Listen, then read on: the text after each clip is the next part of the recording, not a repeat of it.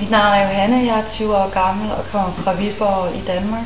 Jeg har været her i Shanghai gennem Project Support for snart 3 måneder, hvor jeg har arbejdet i det her firma, Degorne, som laver hand-painted wallpaper og møbler og porcelæn.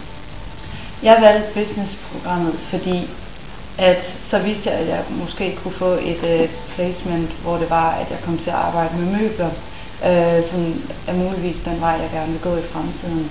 Og så også fordi, at Kina og business er jo fremtiden med den her store vækst, der er i gang. Så det var egentlig også for at få et godt indblik i selve en virksomhed, som kører hernede i Kina, og det har fungeret rigtig godt. Det var meget overvældende at komme til Shanghai, da Shanghai jo er en af verdens største byer, så det skulle jeg lige vende mig til. Men ellers at starte på arbejdet har været rigtig godt, fordi de har taget rigtig godt imod mig, så det er jeg rigtig glad for. At rejse med Project Support synes jeg er rigtig godt, i det at du får en god blanding af arbejde og socialt liv. Det her er altså, hvor det er, jeg bor, og den her lejlighed har jeg delt sammen med mange forskellige fra forskellige lande. Lige i øjeblikket er vi kun 2. Jeg synes, det er rigtig spændende at få lov til at dele sammen med andre fra andre lande og lære om deres kultur osv.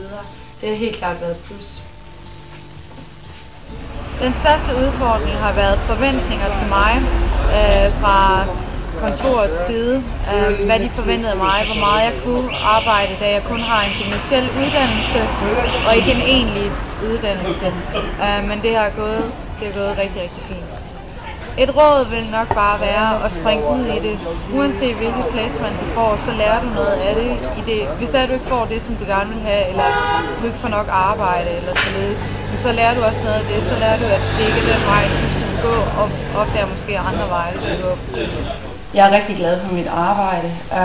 Jeg er særlig glad for mine kolleger, mine kinesiske kolleger og min engelske chef. Det er rigtig dejligt, at de tager mig med ud til frokost og fortæller mig en masse ting om den kinesiske kultur, som jeg ikke vidste i forvejen. Og vi har det rigtig godt sammen, så det er jeg glad for. Så bare